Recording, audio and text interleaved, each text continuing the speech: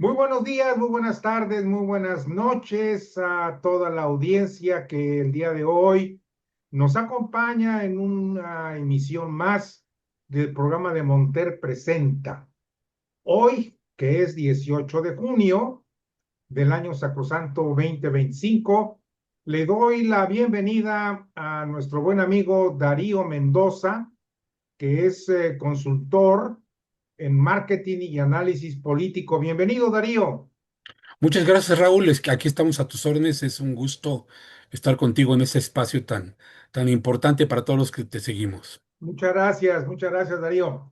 Pues fíjate que hace unos días leí un artículo tuyo, siempre ando ahí investigando, de repente, ¡pum!, me surgió un artículo tuyo y que yo los empiezo a leer y si me interesan le sigo y si no, next. Adiós. Qué bueno. Oye, pues con el tuyo me clavé Ah, qué bueno. y por eso fue que decidí invitarte y aprecio mucho que estés aquí con nosotros el día de hoy porque fíjense, mi querida audiencia, a ustedes siempre les presento cosas totalmente raras.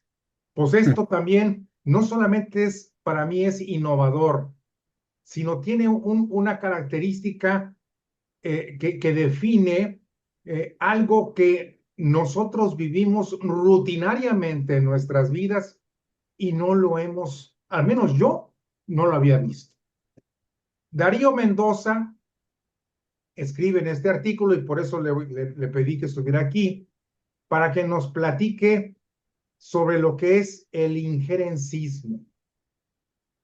Y normalmente nosotros cuando hablamos de la injerencia, la soberanía nacional, no permitimos que haya injerencia de extranjeros en nuestro país, nos envolvemos en la bandera y yo la voy a defender. La presidenta de México actualmente ha esbozado y repetido muchas veces este término, que no permitirá la injerencia extranjera.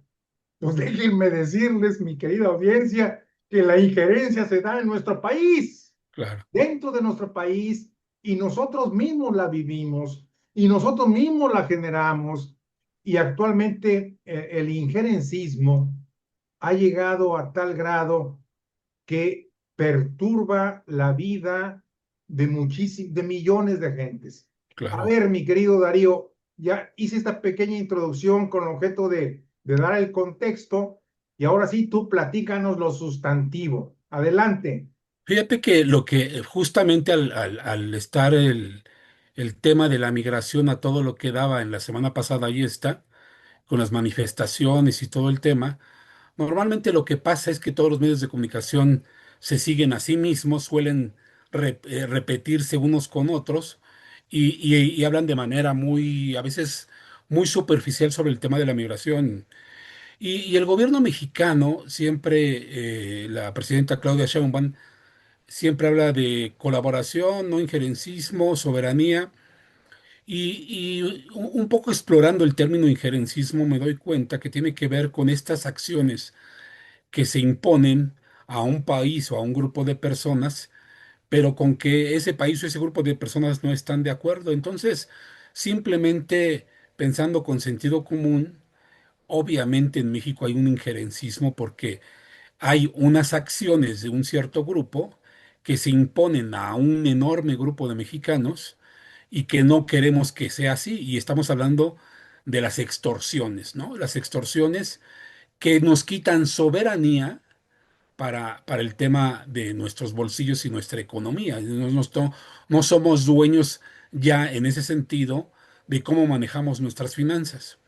Entonces, esta reflexión me hizo pensar porque además en esa semana había tenido pláticas con algunas personas de todos niveles sociales y me llamaba mucho la atención que hay lugares en México y me lo platicaban que hasta los Uber tienen que pasar, tienen que reportar a quién suben o a quién bajan y pagar el derecho de piso y pagar la extorsión en algunas regiones ya de este país. O sea, están llegando a niveles muy terribles esta manera de injerencismo de entrometerse y de extorsionar la vida de las personas.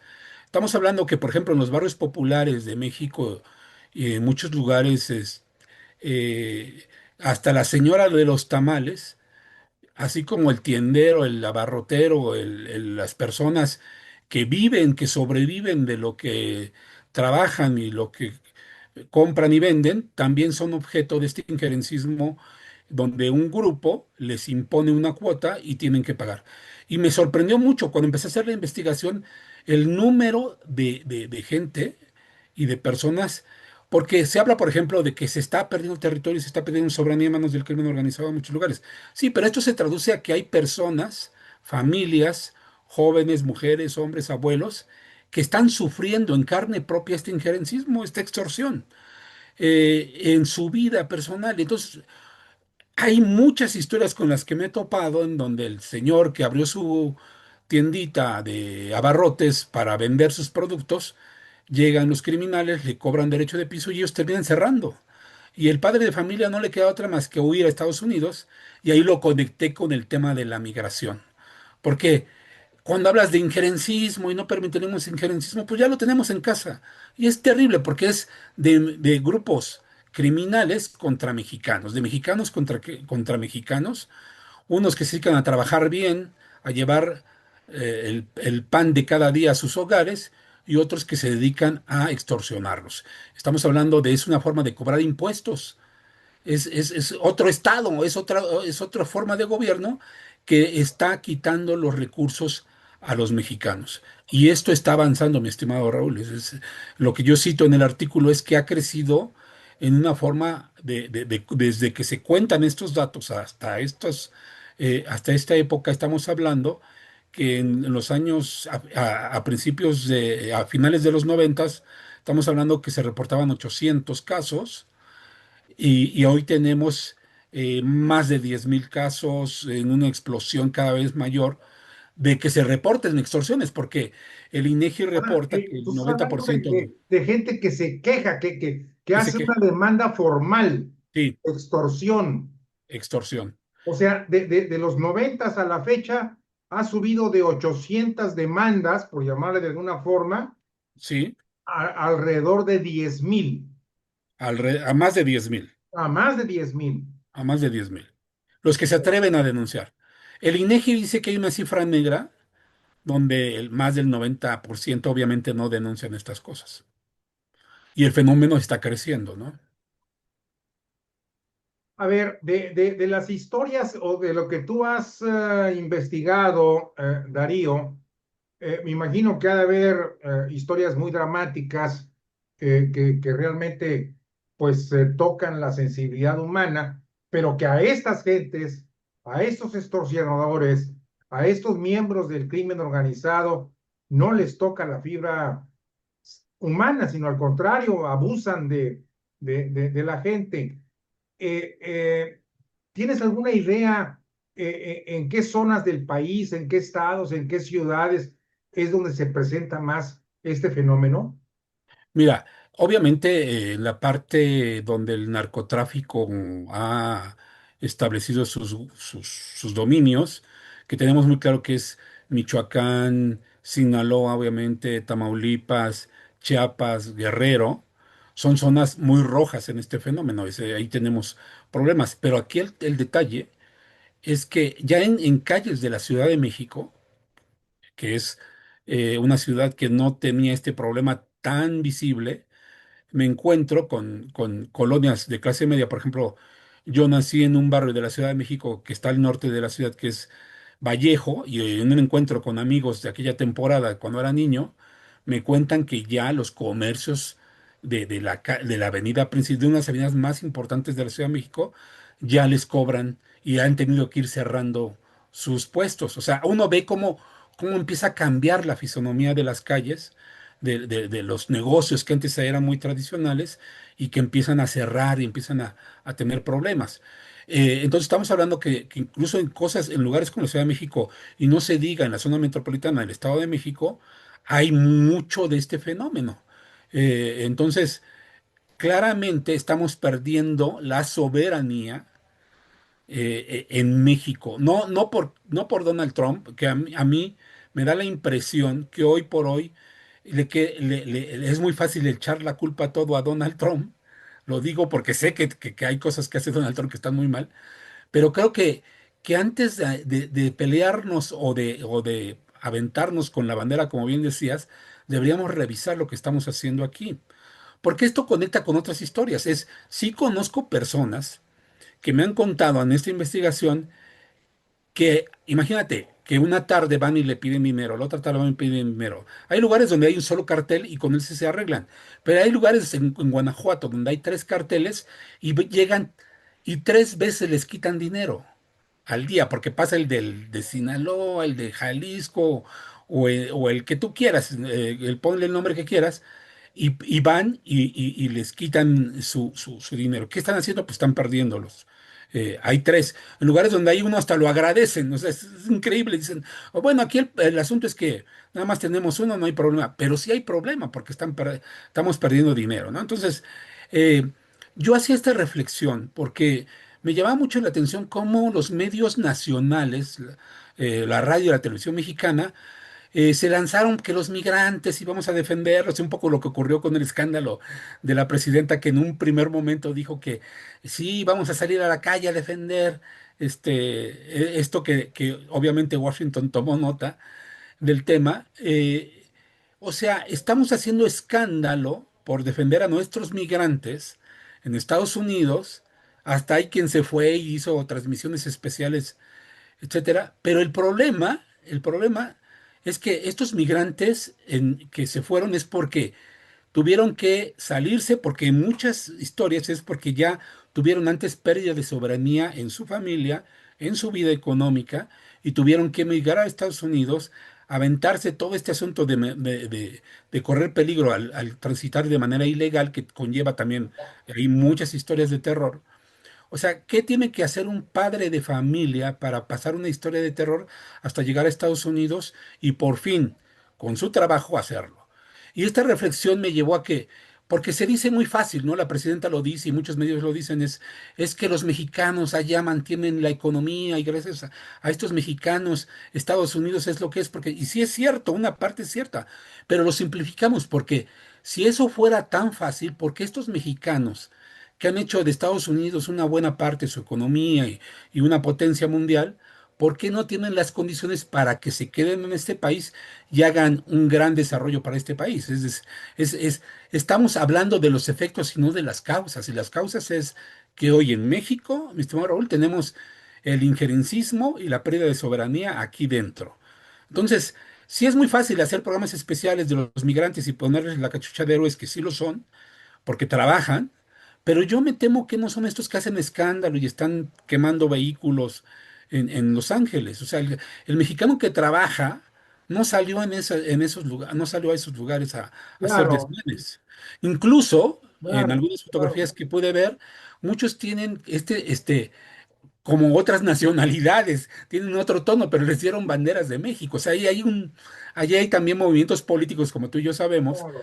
que también utilizaron esta narrativa del migrante mexicano. Pero si queremos reconocer a estos migrantes, hay que empezar con defender nuestra soberanía y evitar este injerencismo mexicano, ¿no? Que yo le puse así en este artículo que te llamó la atención. También debemos de incluir en esta ecuación, Darío, que el siguiente factor, desde el punto de vista constitucional, quien tiene el monopolio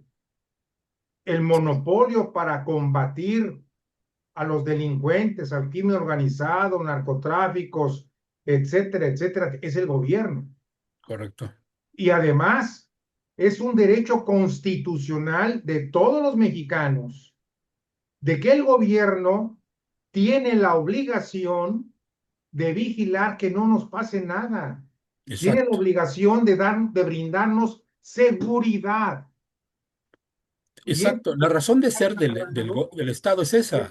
es una violación total y una falta muy grave por parte del gobierno a no cumplir con esta obligación de la Constitución que nos brinda la seguridad a nosotros. Esto para mí eso es lo más grave. Claro, todo tiene un entorno muy delicado, pero aquí hay un origen, y el Correcto. origen es que el gobierno no está cumpliendo con su obligación constitucional de dar seguridad a la población. Fíjate que qué bueno que dices porque vuelvo al tema del análisis. Normalmente muchos que comentan noticias ya analizan o hablan de los efectos, pero no de las causas. Y la causa, una de ellas es que el Estado mexicano, el gobierno mexicano, no cumple con una de las obligaciones, la primordial desde que se fundaron los Estados-naciones, que el Estado, el gobierno, tiene el monopolio de la fuerza para darle seguridad y paz a los ciudadanos. Porque en un entorno de paz y seguridad, el crecimiento económico está a la vista. Es decir, no tienes que andarle regalando dinero a la gente, porque el esfuerzo de estos mexicanos, donde los pongas en un entorno de seguridad y de paz, ya vemos que crecen, que son exitosos, pero en México no lo son. Y aquí estamos analizando las causas del asunto. Entonces, si no, aunque también el gobierno habla mucho de que están atacando las causas, esto no es verdad. No, la educación se ha vuelto ideológica. Es decir, en la educación en México, volvamos a otra causa, la educación. Fíjate, he tenido la oportunidad de acudir a escuelas públicas en esto de andar investigando la tierra. Y me doy cuenta que, por ejemplo, los niños y leer los libros de primaria. Y los niños están siendo ideologizados, es decir, los héroes son normalmente políticos que se dedicaron a establecer el regalo, regalar dinero a los pobres, estos luchadores sociales, el Che Guevara, todo este tipo de personajes que lo que hacen básicamente es robar el trabajo, el dinero de los trabajadores y los empresarios para repartirlo. Y es muy fácil repartir el pastel. Claro. El problema es crearlo, ¿no? Eso está pasando también a nivel educativo, no estamos creando Y a jóvenes y eso le niños, suma la pero deserción escolar, es correcto, sí, sobre todo ya en los grados más casi finales de la primaria, la secundaria, la prepa, porque esos niños desertan porque viven en familias disfuncionales, viven en lugares donde el crimen organizado los controla exacto, sí, y sí, sí, prefieren irse de halcones o de lo que sea, en lugar de tener una vida normal y crear y educarse para tener un futuro más constructivo, más sano y más positivo. Y sí, el lo que fue, injerencismo, pues de alguna sí, forma también está influyendo. de acuerdo. Fíjate cómo ese tipo de elementos del crimen organizado transforma la cultura, la educación, porque estos niños, ¿a qué aspiran? En algún libro que se hicieron sobre los niños y el narco, ahorita no recuerdo el título, entrevistan a niños que están en el narco y cuya sistema de creencias ha sido alterado porque lo que dicen es, sí, yo estoy aquí, sé que me voy a morir joven, pero me la voy a pasar padre, Así que es. tengo arma, troca y mujer, o sea, los elementos muy básicos, pero dicen, "Pues, no hay otra vida, aquí la vida es pasártela bien y si me muero, pero ya viví a gusto, o sea, se trastoca, aquí es una batalla cultural que estamos perdiendo también, ¿eh? O sea, esto que tú dices, la educación, un Estado que renuncia a darnos seguridad, estas formas de injerencismo del crimen organizado que se va apoderando, no solo es el tema de la droga, es el tema de la cultura, la narcocultura, las canciones que ahora que tú puedes escuchar son odas al abusivo, al narcotraficante, Sí, sí, ¿no? O sea, no tenemos las canciones de amor de los 60, de los 70, incluso los 80, que fue mi época, claro. todavía la música pop tenía poesía y amor. Hoy es pornografía en muchas de estas canciones y alabanza al narco. Entonces, la batalla cultural, que sería lo más grave, es lo que se está perdiendo. Y nosotros estamos aquí batallando con efectos, estamos hablando de efectos y que sí, los migrantes y que Trump. No, señores, la batalla está aquí en cada hogar. Estamos, donde lo estamos perdiendo es en el hogar, en la parte donde nuestros niños no están teniendo en cuenta el valor de ser productivo, honesto y hacerlo mejor y dar lo mejor para su familia. Esa es la batalla real que se está perdiendo, mi estimado Raúl. Y me da la impresión de que a veces como medios, sobre todo los dominantes, nos ahogan en un montón de patrones, pero no estamos viendo las causas reales del problema.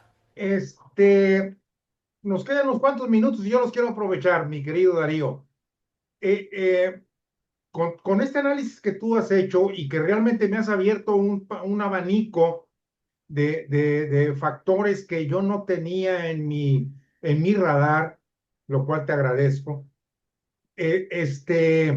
Yo no observo en el diagnóstico del gobierno de No, López Obrador y de los anteriores no. también, ¿eh? De Y el acuerdo. actual, estos elementos, ¿eh? No los veo. Ese diagnóstico no lo veo. ¿Tú lo observas? No, no, no. Yo creo que aquí estamos hablando de un desastre silencioso, porque ¿Cómo eh, dijiste? un desastre silencioso, porque está en el corazón de la gente. Se está alterando el sistema de creencias, de cultura, de la forma como convivimos. Y cuando eso ocurre, ahí voy a volverme muy filosófico, pero Arnold Toynbee dice que cuando eso ocurre, las civilizaciones sí colapsan. Ese es el riesgo que llevamos. No va a ocurrir mañana, pero está caminando este desastre silencioso. Parece que ya pusimos el título al siguiente artículo, mi estimado Raúl. Sí, yo creo que sí. Oye, yo creo que aquí también hay otro término que debemos de incluir, ¿eh? Otro factor, perdón. Bueno, factor término. Eh, este, eh, todo esto que ha venido avanzando, como tú bien lo señalas, desde los noventas, a lo mejor desde antes, pero vamos a partir de los noventas, y se ha venido incrementando en estos 25, 30, 35 años. Es como cuando una casa empieza a tener humedad Ujú, exacto. y no se atiende, no se le pone solución a la filtración de agua, esta humedad que se convierte en moho, que se convierte inclusive en bacterias y otro tipo de cosas, eso le está pasando a la sociedad mexicana, ¿no crees? Sí, y como tú bien lo dices, está llegando a cada hogar. El tema es ese. Está llegando a cada hogar. El desafío es enorme y yo creo que es tiempo de empezar a pensar y a repensar ante un nuevo mundo. Tenemos que tener nuevas estrategias y nuevas formas de conservar lo esencial que es la cultura y el corazón de México. Es decir, tenemos que como sociedad, como siempre, tenemos que volver a levantar la voz y enarbolar el peligro de esta bandera que está Sí. destruyendo nuestros hogares. Fíjate que un personaje que yo admiro, que es Juan Pablo II, le tocó vivir la invasión nazi y luego la invasión soviética. Es decir, él padeció en su juventud el comunismo y el nazismo. Y una de las cosas que hizo cuando era joven, a los 18 años, era el teatro, donde su objetivo era cómo preservamos la identidad de mi nación, Polonia, con estos valores que sobrevivan al estrago de estas dos ideologías. Y lo logró, o sea, es decir, no tenemos que perder la esperanza de que se puede hacer, porque en el corazón humano también hay estas reservas, pero hay que activarlas. Claro. Pues caray, Darío, de veras que aprecio Ahora, mucho estos minutos que nos has dedicado.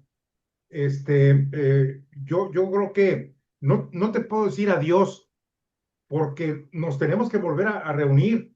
cuando Tenemos gustes, mi que estimado hacer un Raúl. programa a lo mejor mucho más amplio, ya con más información, porque esto es muy delicado y bien dices tú, bien hablas de un desastre silencioso.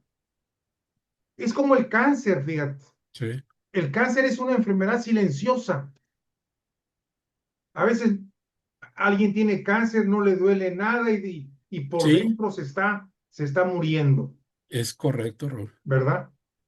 Te mando Así un lo abrazo, mi describe. querido Darío, y pues como te decía yo hace unos segundos, no te digo adiós, sino nos vemos próximamente para seguir abundando en el tema. Con todo gusto, Raúl. Estoy a tus órdenes y un saludo a todo tu auditorio. Igualmente, muchas gracias, mi querida audiencia, y seguimos en Vale. contacto.